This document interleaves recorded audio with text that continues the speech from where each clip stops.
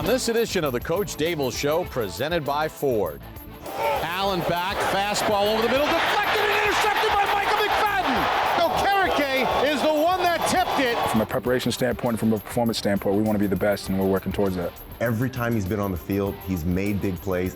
You have to be prepared to take them on one-on-one and hold your ground. Let's get a run over 25 yards. It doesn't always have to be through the air.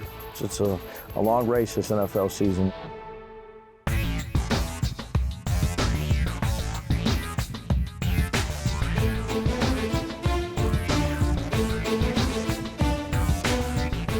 And we welcome you to another edition of the Coach Daboll Show, presented by Ford. On Sunday, it's the Giants and Washington Commanders in MetLife Stadium, a big NFC East showdown between two arch rivals. And as always, we're joined by two-time Super Bowl champion Carl Banks, who knows a thing or two about beating Washington, and the head coach of the New York Giants, Brian Daboll. But, Coach, we go back to the Sunday night game in Buffalo, a hard-fought game that comes down to the wire. Little things probably are the things that you look at in this football game. Just talk a little bit about the way your team competed in this game and fought, dealing with a lot of adversity. Yeah, I was proud of them. They had a good week. I think we've been making improvements in different areas. Just came up a little bit short, but had the right mindset. There's a bunch of plays that were made and a couple that weren't, and it came right down to the wire. Coach, this team has had to become more resilient with this offensive line, and Justin Pugh you bring up to play guard, and before he gets 2 series in, he's out at tackle. Yeah. In the run game, started to get a little juice, later on in the game, but can you talk a little bit about the resiliency and how this offensive line is incrementally starting to find itself? Yeah, I think it's been a different lineup each week. Yeah. Credit Justin. He came in a little over a week and a half ago. Kind of learned our system, was just getting acclimated coming off the injury. And, I saw him Saturday morning and just said, hey, I talked to him Friday before practice. I'm gonna put you out at right tackle some. You okay with that? And he said, yeah. Then I saw him Saturday and I said, hey, now look, if something happens to the left tackle, you're gonna have to play there too. Are you okay with that? And he's a true pro. And then, it was almost prophetic. It happened early on in the game. And, he went out there and he battled, but there's a reason why he's played in the league for so long. He's a pro. Coach, run game volume. Early in the game, I think at one point Saquon had 9 carries for 9 yards. Yeah. But you kind of stuck with it, which opened up other things. Is that part of the philosophy of, even if it's not working, we need to stick with it because it does set up other things for us? Yeah, and sometimes that's hard as a play caller. Where you're only gaining a yard or things aren't going the way you want them to go in terms of getting a hat for a hat and getting some production in the running game. But when you're playing an explosive offense like that, to control the game, whether it's time of possession, some volume of runs, and you give them enough, it might not crack right away in the first quarter. It might be the second quarter and possibly in the third quarter, which we had a few of them in there. And we were able to stay balanced and two-dimensional and make them play both the run and the pass with our action game, which I thought was good for that game. Coach, defensively, Bobby Okereke is one of the new players you brought in. He's starting to make his presence felt more and more each and every week. Is it more of a situation where he's just getting comfortable now in his teammates around him and what the system is all about and asking him to do? Yeah, I think he does a really good job of seeing the quarterback in zone coverage as well. Most of our turnovers, interception-wise, are because of his eyes on the quarterback, his length, whether he's getting a hand on the ball. It was Miami, whether it was last game, and then, was running to the ball and punching it out. He had a great one on Gabe the other night. So he's fast and he's got some good length, and he does a good job of seeing the quarterback in some of the zone coverages, which it's really helped, to have 5 turnovers, I think, in the last 2 games. That's a step in the right direction, and to have 0 on offense, that's a step in the right direction. And even with the Dory going down in the game, you're asking guys to step up all over the place. They averaged 31.8 points per game. You held them to 14. So there has to be a lot of positives when you start looking at the tape to take out of it to reinforce moving forward, even though I know you said after the game you don't get a trophy for trying hard. Yeah. The game really came down to the red zone. They were 2 for 2, and one they threw to Hardy back there. We got caught up in the wash a little bit in man-to-man coverage, and then, the other one to Q Morris, that was an unbelievable play by Josh Allen that he just extended it and we were on them, and it was just a hell of a play by the quarterback. So, we're down there 5 times and don't come away with the points that we need to come away with. We're better in third down. It was really finishing drives in the red zone offensively where we got to improve. Just getting started here on the program. Coach is going to rejoin us at the end of the show to talk about the Washington Commanders. When we come back on the program, we'll take a look at some of the highlights from the Giants defensively in that game in Buffalo on Sunday night. All that and more here on the Coach Daboll Show, presented by Ford. Welcome back to the Coach Daboll Show, presented by Ford. The Giants dropping the game in Buffalo on Sunday night, but the Bills came into the game averaging 31.8 points per game. Giant defense held them to 14 points. Here's a look at the defensive highlights. Let's go, fellas, let's go!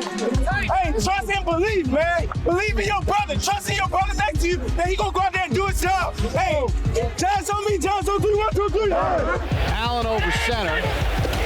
Play fake, back to pass. Has time, checks it in the right flat, completes it, missed tackle at midfield, another missed tackle, and then diving ahead, and then the ball came loose. It's Giants football. And the ball got punched out by Bobby Okereke. Bobby Okereke continues to be a huge factor in this game. Good things happen when you fly to the football as a defense. Allen back to throw. He's looking right the whole way, completes it to Diggs, and he gets tackled immediately for no gain on the play.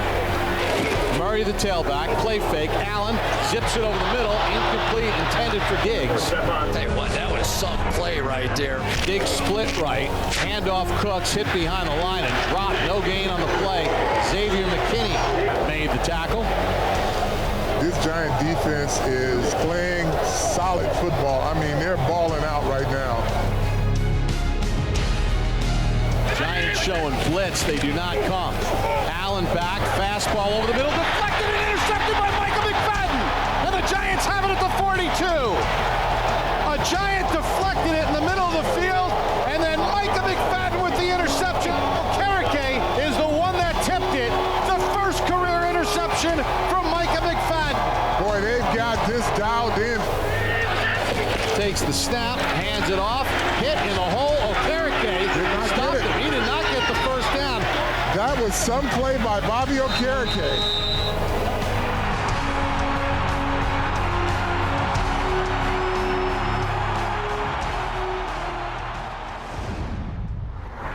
Bobby Okereke had a masterful game against the Buffalo Bills. He was all over the field, and he sat down for this week's interview.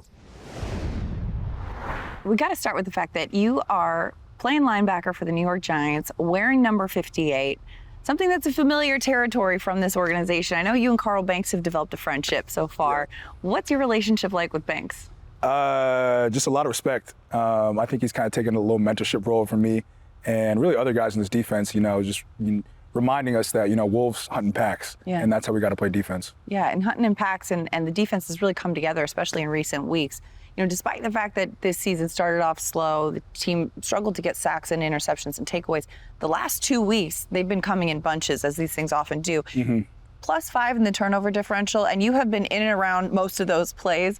What has been clicking for this defense as a whole lately? Just putting in the work, just getting more comfortable with the scheme. I think everybody just trusting the man next to them to do their job and, just really just doing everything you can to do your job to the highest ability. Well, and doing your job to the highest ability personally, I mean, you talked about this recently, how you've kind of adjusted or locked in more on different approaches to studying Wink's defense and feeling more comfortable in it. How has that evolved over the course of the season? It's been a fun process for sure. I got familiarized with it, in OTAs and training camp. I think the biggest thing I did was watch old film, Baltimore film, just kind of see how other linebackers played.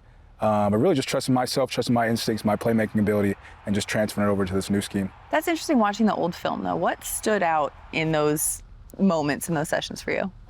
Shout out to C.J. Mosley. He was a Pro Bowl linebacker, and, he's playing at a very high caliber now, but back then I thought he was just the perfect track-to-track linebacker in this scheme. And kind of things seem to just be clicking for you personally. Do you feel like you've unlocked another level within yourself? Yeah, just another level of confidence. I'm working as hard as I ever have. And I just think this unit's just getting better and better.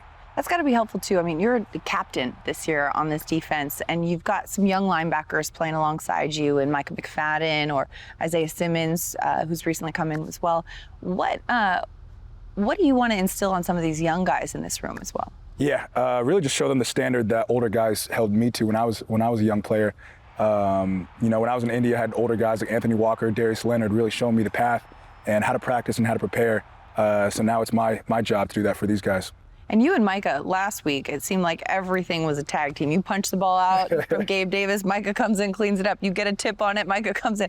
Yep. Some of you say, like, hold on, let me finish this play, or do you like kind of sharing those moments? No, I love it. Yeah. We have this saying in the linebacker room, Biddle, best in the league. And, that's the standard we hold ourselves to. From a preparation standpoint, from a performance standpoint, we want to be the best, and we're working towards that. Especially in an organization like the Giants that has prided itself on high-level play from the linebackers.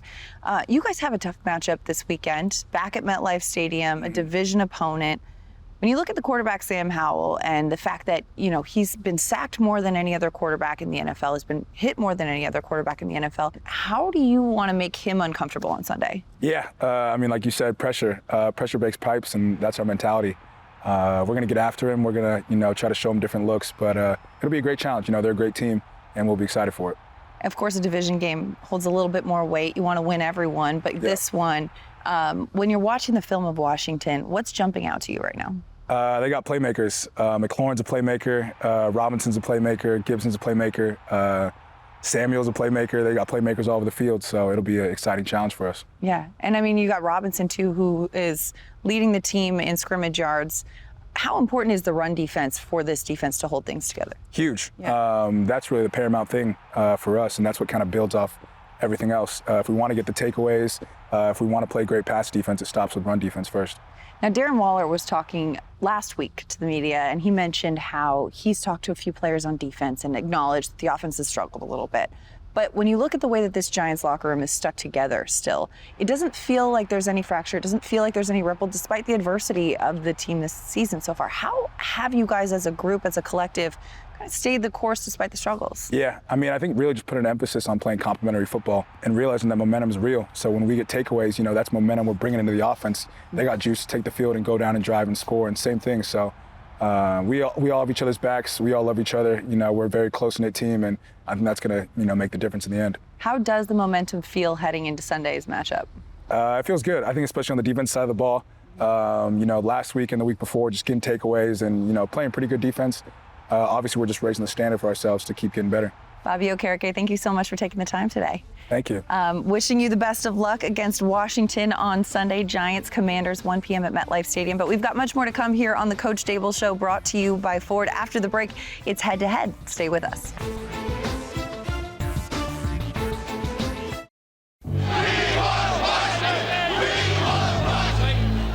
In the 1986 NFC Championship Game, with a trip to the Super Bowl on the line, New York would battle Washington for the third time that season. And with 40-mile-per-hour winds gusting through Giant Stadium, Bill Parcells would make a wise move, deciding to take the wind to start the game. With their aerial attack grounded by the ferocious winds, Washington had to rely on their running game, which was as miserable as the weather. 4th and inches. The Redskins not on the scoreboard yet. Handoff is to Rodgers, and I don't think he got it. Big plays by that Giant defense. Meanwhile, Phil Simms would capitalize on the home field advantage in the Meadowlands. Got a man open, and it's Lionel Manuel, touchdown Giants. When you win the championship, you know you're going to the Super Bowl. It's the greatest feeling in sports. Welcome back to the Coach Daboll Show, presented by Ford. Yes, the 1986 championship game at windy Giant Stadium, 17-0, as the Giants go on to win Super Bowl 21. Time for this week's edition of Head to Head. Here's Paul Dottino and Sean O'Hara. Okay, so let's take a look at a couple of our key head-to-head matchups for the Giants and Commanders, Sean. Up first, we're going to go with Jahan Dotson against Cordell Flott. Now, Dotson last year had 7 touchdown catches and averaged 15 yards a grab. He was a big part of that Washington offense. As you can see, his numbers are down so far this year. In fact, he's had a drop in each of the past 2 games. Nonetheless, Flott has to be ready for him. He's a good receiver all around. I don't think there's no specific area that I can place him in.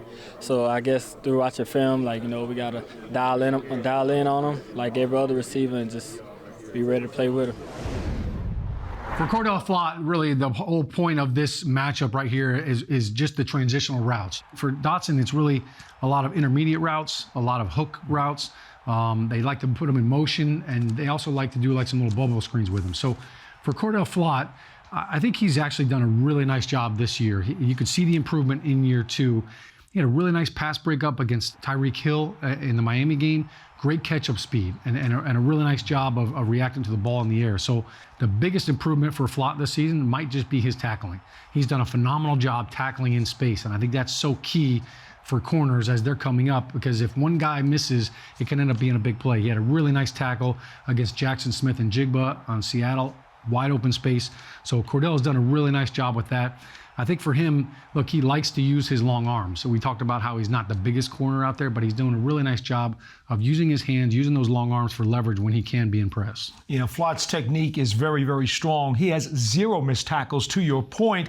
And by the way, he did not play against Washington because of injury last year when Dotson had a career game. 4 catches for a career-high 105 yards and a touchdown against the Giants in Week 15.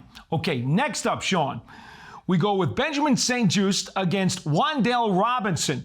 Now, St-Juste is only one of 8 cornerbacks in the National Football League who's at least 6'3" or taller. Trey Hawkins of the Giants, by the way, is another one of those guys.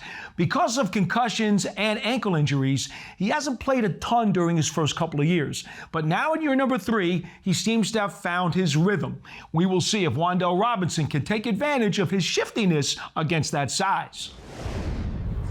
Yeah, I just got to make sure that I'm not letting him get his hands on me, and I feel like that's towards my advantage really with anybody. As long as they can't put hands on me, I feel like I have a pretty good chance to win the matchup. So now the last few weeks since you've been inserted more and more into the lineup, you seem to have really found your niche. How do you feel right now about how things are going, and how can you expand on it? I'm feeling really good. Just coming back off the ACL and just getting more and more comfortable out there each and every week. So just got to continue to progress, and as time goes, just get better. So. Wan'Dale Robinson coming off of his most productive game this season. And I think for him, the matchup against St-Juste, as you mentioned, the length of St-Juste really kind of benefits him in the press coverage aspect of it. And he is their press corner. And so that's where Wan'Dale from the slot, you could kind of get away from that because it's harder to be in press coverage against a slot receiver. And that's pretty much where Wan'Dale does all of his work, on the inside. Benjamin St-Juste, when you kind of look at him, he's only given up 1 touchdown on the season, and really it was an inside release by Kyle Pitts, and he was just kind of trailing him the whole way. But I think he's done a really nice job of finding a way to make those competitive pass breakups and make the receivers really fight for the yards. He has really good acceleration, does a really good job of driving on the ball. So that's going to be a key for Wan'Dale Robinson, who really, they like to get him the ball in quick throws and try to make a guy miss. So that will be the matchup to watch, is after the catch, can he make St-Juste miss? And those long arms certainly play a big factor. When you have a 6'3" corner coming to tackle you, that range really helps him out. Because of Robinson's injury last year, he did not play against Washington, so this will be the first chance these guys have to go against each other.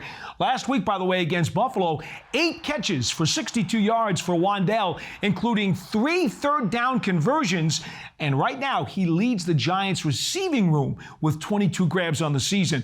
We'll see if he can have another good game this weekend. Well, that'll do it for head-to-head this week. Now let's go back to Bob.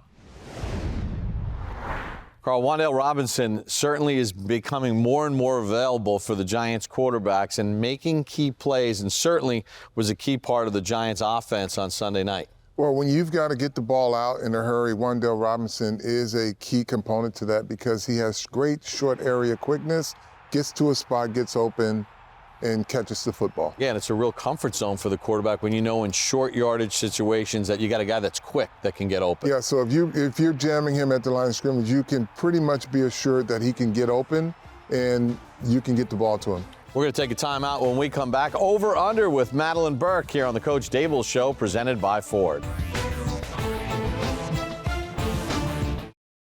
Welcome back to the Coach Daboll Show, presented by Ford. It's the Giants in Washington at MetLife Stadium on Sunday. Time for Over Under. Here's Mateline Burke. Time now for a Week 7 over-under brought to you by the New York Lottery. Mateline Burke, Sean O'Hara, and Amani Toomer here. You guys know the rules. I'll say a number, and we'll see if we think it'll be over or under when the Giants take on the Washington Commanders at MetLife on Sunday. Starting, of course, with the takeaways. Giants defense over under 1.5 takeaways, Sean. I'm going to take the over on this one. I feel like the Giants defense has been on a little bit of a heater right now. 3 turnovers against Miami and then 2 last week. I think that they tend to come in bunches, but it's all about pressure on the quarterback. So if they can continue to get more pressure on the quarterback, that's usually when you get a little bit of an overthrow or, quarterback has to hurriedly throw. That's when I think you could see some interceptions. Sam Howell has 6 of them already this season. Yeah, I'm going to go over as well. I think Sam Howell is still trying to grasp this offense that Eric Bieniemy is putting forth. There's a lot of moving parts. There's a lot of opportunity for mistakes. So I'm going to say, yeah. I'm going to be positive, and I'm going to say, yeah, I think the Giants defense has an opportunity to do some big things. Take the over. You know what? Solidarity is key right here. Solidarity at the desk. I mean, I know Sam Howell has quite a few turnovers this season. Only 1 in the last 3 weeks, though. But that being said, going against this Giants defense that's got these takeaways in bunches, I think the bunches keep rolling. Give me the over on 1.5. All right, Amani, over under 4 offensive plays for the Giants that are over 25 yards. I'm going to go over on this one again. Ooh. You have Jalen Hyatt starting to make some plays downfield, getting more involved, getting more playing time than he had in the past. And also, you have Saquon Barkley back, seeming to be healthy. You have the tight end in Darren Waller doing very well as well, getting more involved. All these players are going to help each other out, and I think absolutely it could happen. Yeah, I'm going to take the over on this one as well. We saw a couple of nice catches from Darius Slayton, some over-the-shoulder throws. They're really trying to attack some of these corners with his speed. I think to your point, with Saquon Barkley back, look, he's always ready and able to break one tackle and make a big play. So I think he's going to have his legs under him a little bit more in his second week back from the ankle injury. I expect to see a lot more screens too. When you have Montez Sweat and Chase Young and this Commanders defense likes to get after the quarterback, you could kind of lure them in and hit them with a little screen play. So I'll take the over from that one. I would love to sprinkle in a big play on the ground, a big run. Let's get a run over 25 yards. It doesn't always have to be through the air. Exactly. And I mean, we saw one last week. Saquon broke out for a 30-plus yarder, which was fun to see. But of course, you look at the way that this offense has been getting the ball out a bit faster too in the last week and finally prioritizing the deep ball, which has been a point of emphasis for this team heading into this season. I think they're going to continue to emphasize that, continue to try to get the ball out faster. I think that opens up the door for some big plays. So give me the over as well. All right, finally, Sean, over under 120 scrimmage yards for Saquon Barkley. I know you've already said you want to see a big run play from him. Yeah, I'll take a big run for sure. And any big run for a running back over 5 yards, you give the O-line the first 5 yards credit, but big runs for running backs come because wide receivers are blocking down the field. So I'm going to take the over on this for Saquon Barkley. I feel like in the NFL, there are a lot of teams that some players just seem to play well against. He always seems to play well against the Commanders. Whatever it is, maybe it's the jersey color or just the fact that he's got their number. I think he's going to have a big game. I think he's chomping at the bit to really just break out. And I think it's the physical runs that I think he's really looking forward to this week. I expect him to break a lot of tackles, so I'll take the over. I'm going to take the over as well because I feel like last week he just was a little bit hesitant. He broke through the line of scrimmage like you were talking about, and he wasn't as decisive as he usually is. Usually once he gets to that second level, he's full speed. He knows where he's going. Also, I just feel like seeing this offense with Saquon Barkley, it just opens up this entire offense. Last week was very much more effective than it was without Saquon Barkley in the lineup. Yeah, I mean, Saquon coming back, that first game back from a high ankle sprain, already getting 98 yards from scrimmage in that game. And we've seen throughout his career, sometimes when he first comes back onto the field, it takes him a while to ease back into it. The fact that he was able to ease back in with 98 yards and then facing a Washington Commanders team in which he averages 129, almost 130 yards from scrimmage per game in his career. Let's go with the over. I feel like we're going to have to start disagreeing a little bit more on this. But you know what? The solidarity is here, the camaraderie. We're all simpatico on this desk. That's a wrap for Over Under, brought to you by the New York Lottery. Sending it back to you, Bob. Carl, in Sunday night's game in Buffalo, the Giants had their first run of the season of 20 or more yards. Slayton had a catch of over 30 yards. Are there more explosive plays to be had out there? Well, I think you see what this offense is capable of when the quarterback has an opportunity to throw the ball and when the offensive line is working in sync. You saw good explosive runs and deep balls. The other thing we've seen from the Giants, takeaways, right? They went the first 4 games, didn't have a single takeaway. They have 5 in the last 2 games. Now, it hasn't translated to wins, but eventually they're going to lead to very positive things for this team. Yeah, when you win the takeaway battle, it will result in wins because that means you're doing a lot of things right. We're going to go to the coach's tape when we come back. Carl Banks with strategy for the Giants and Commanders. All that and more here on the Coach Daboll Show, presented by Ford.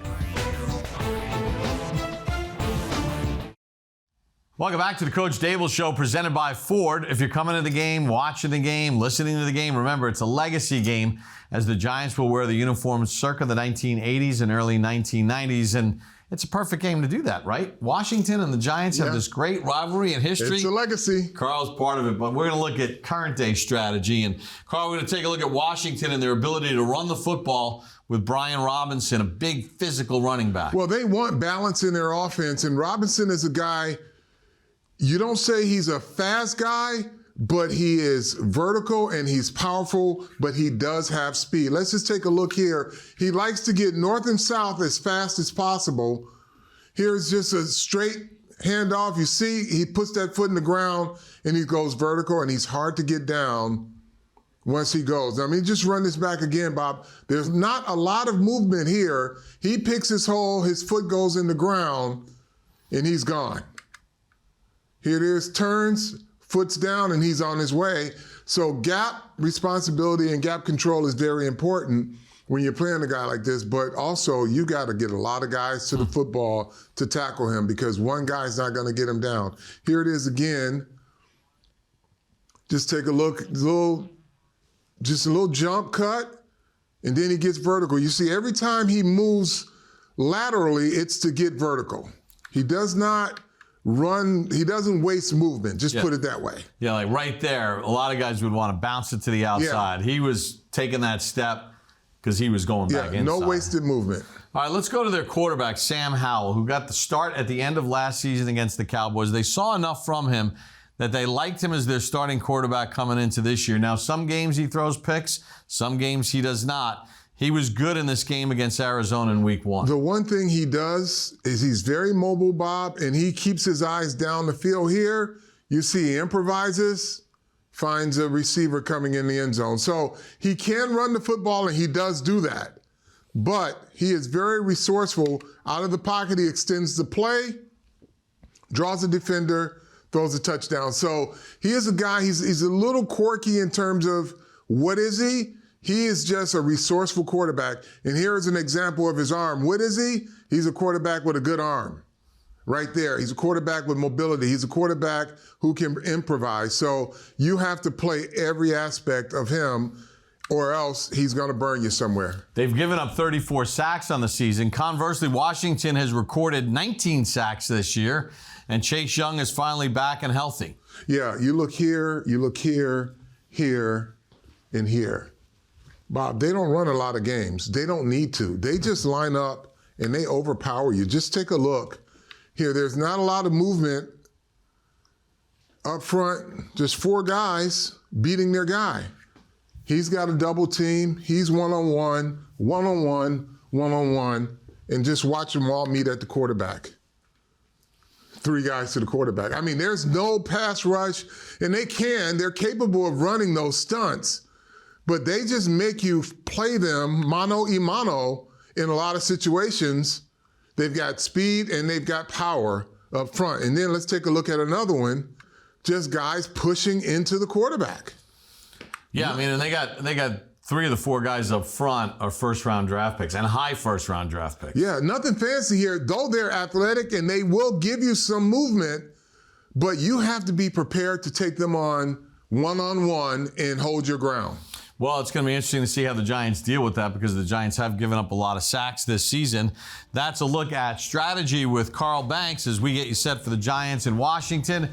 When we come back on the program, we will go above the numbers with Paul Dottino and Amani Toomer here on the Coach Daboll Show, presented by Ford.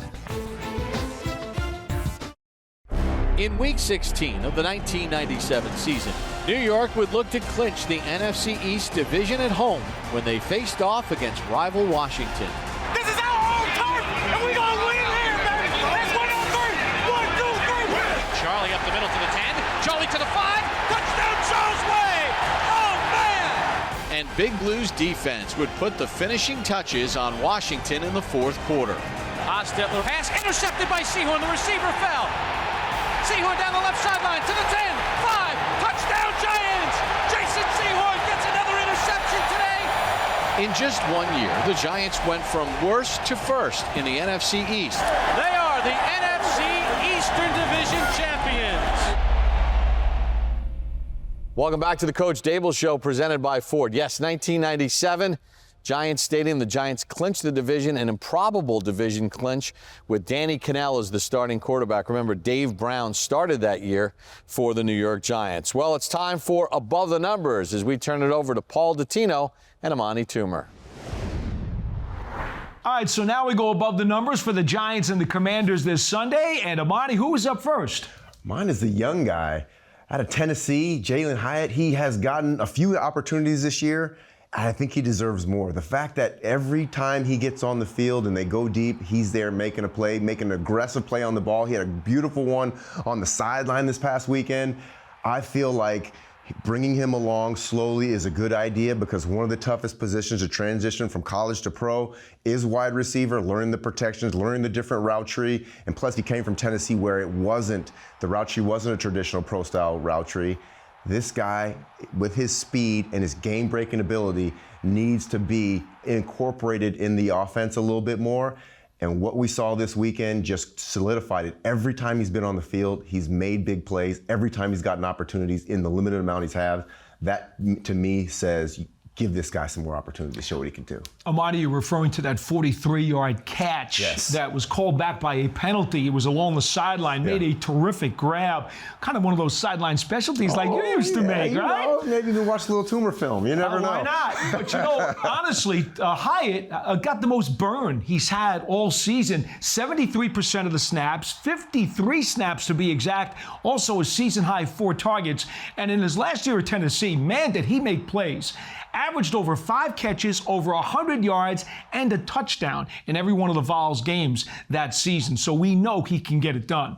All right, I'm going to go defense with Leonard Williams. Now, his numbers are down this year. He's only playing 68% of the snaps, which ties his career low for a season. But he's coming off a season-tying high 6 tackles against the Buffalo Bills. And, you know, he was very active against the run. The Giants would love to see more, though, against the pass. Only 3 quarterback hits. He's got to get that number up.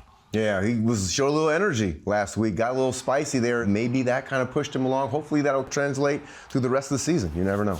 Well, he had a fumble recovery in the fourth quarter of the second game last year against Washington. That was very, very critical. So we'll see how he does against the Commanders this week. All right, who is below the numbers? Oh, this is the guy. Scary Terry McLaurin. This guy's from Ohio State, so I already don't like him being a Michigan guy. But the fact that he consistently does just amazing things versus the Giants. He's not the fastest guy, not the strongest guy, but the fact that he just makes clutch plays when they need to be made, he is what you call a game breaker. He gets in and makes those plays when you think that that you have some momentum going. This is the guy, Scary Terry McLaurin, that takes away the momentum. These are the types of receivers you really do not like to play against. We will remember very well how well he's done against Big Blue. 7 career games against the Giants. He has had 300-yard games. By the way, in each one of those 3 games, he's caught a touchdown pass. So dangerous does not even begin to describe what he has done. In 2021, he had a career-high 11-catch game against the Giants with a score and 107 yards. So they really need to squelch him on Sunday. Yeah, Eric Bieniemy has a really creative offense, and once they start to find Scary Terry, the offense could be even that much more harder to stop. All right, Toom, that'll do it for Above the Numbers this week. Now let's go back to Bob. Carl, Terry McLaurin might be one of the most underrated players in the National Football League. I mean, he's played for Washington. They haven't had a lot of team success. They've had a lot of different quarterbacks, but this guy is as good as any receiver in the league. 100%. He keeps them in every game. but he's not a secret to the guys that have to defend him. He is an elite wide receiver. Yeah, he's really fast, and he's acrobatic along the sidelines. He makes tough catches, and then when he gets the ball in his hands, he can make a lot of people miss. Yeah, he's the complete package. I mean, we hear about all the other receivers around the league, but trust me, he is as good as they come. Still more to come on the program. When we come back, Mateline Burke with 3 things, plus Coach Daboll rejoins us here on the Coach Daboll Show, presented by Ford. Welcome back to the Coach Daboll Show, presented by Ford. It's the Giants in Washington at MetLife Stadium on Sunday. Time for 3 things with Mateline Burke. It's week 7 and the Giants are back at MetLife Stadium to host the Washington Commanders. I'm Mateline Burke with 3 things that you need to know. The Giants are +5 in the turnover differential in the last 2 weeks, including 3 interceptions. But they're facing quarterback Sam Howell, who has protected the ball well of late. He's had just 1 pick in the last 3 weeks, but he does have 6 interceptions and 2 fumbles on the season. Howell has been sacked a league-leading 34 times and hit more than any other quarterback this season. He's coming off a Week 6 game in which he was sacked 5 times by a Falcons defense that, coming into the matchup, boasted the league's lowest sack total. And Sunday's game at MetLife Stadium will be the Giants' first legacy game of 2023 as they host the Commanders. The team will be wearing their throwback uniforms, and field and game day entertainment will be themed from the 80s and 90s era. Plus, the first 25,000 fans in attendance will receive an exclusive collectible Giants pennant. That's a wrap for 3 things you need to know in Week 7. Back to you. Now we shift our gears forward to the Giants in Washington on Sunday at MetLife Stadium. And Coach, Washington is coming off a hard-fought win against the Atlanta Falcons on Sunday. The Falcons had numerous opportunities in the 4th quarter to get a touchdown and a 2-point conversion to tie the game. Pretty salty defense that you're going to be going against this week with a tremendous front. Yeah, exceptional front 4, and Coach Del Rio does a great job with his scheme. You know, they're always a tough challenge. Coach, now the Washington offense, they pose a challenge. Robinson's a big vertical back who has some movement, but is there any familiarity that maybe Mike Kafka has with the way that this offense is constructed? Yeah, you know, that's stuff that we'll talk about. Obviously, you know, you have some familiarity with the system, both coming from Kansas City. I think Coach Bieniemy does a fantastic job, and he's done a really good job this year. They're playing well. I think they're bringing Sam along well, and they have some weapons on the perimeter, and like you said, Robinson is a downhill back, had him at Alabama, tough nose runner. You know, they're doing a good job. Then on the outside, you know, I think because Washington over the years hasn't had the kind of team success, but Terry McLaurin is an underrated receiver. I mean, that guy is as good as most in the National Football League. What makes him so good? Yeah, he's dynamic. He's got great speed. He's competitive. Can make tough catches, can get by you, can run a bunch of different things, run after catch. Really done a fantastic job since coming out of Ohio State. And Dotson is also a fantastic weapon, and then Logan Thomas at tight end. Yeah. So they hit you on multiple levels, don't they? Yeah, you know, Logan had him at Buffalo, you know, former quarterback. He has good length, has a really good understanding of zones and how to create separation. And Dotson, you know, Penn Stater there that has got great body control and quickness, and has a good knack of getting open. So challenging skill positions. I think Sam's doing a good job and playing good complementary football. When you look at what's kind of going on throughout the course of the league and sort of the highs and lows, even though you're not where you want to be record-wise at this point, with a division game coming up here this week and then another home game after that, do you kind of have to do a little reset with your players and say, okay, look, man, there's still a lot of game left here and there's opportunities within this conference? Yeah, I mean, absolutely. You come back, you get ready to play. It's a long race this NFL season, and there's downs, there's ups. You know, right now we're not where we want to be, but we'll come in and do the things we need to do to get ready to play this game. Coach, we appreciate a couple minutes as always. Best of luck this week. Thanks, guys. Appreciate you. This week's game between the Giants and the Washington Commanders is presented by Quest, a proud partner in health of the New York Giants. Make sure you tune in to MSG right after the game for Giants post-game live for all the reactions. So for Coach Daboll, Carl Banks, and our entire crew, I'm Bob Papa. Thanks for joining us for this edition of the Coach Daboll Show, presented by Ford.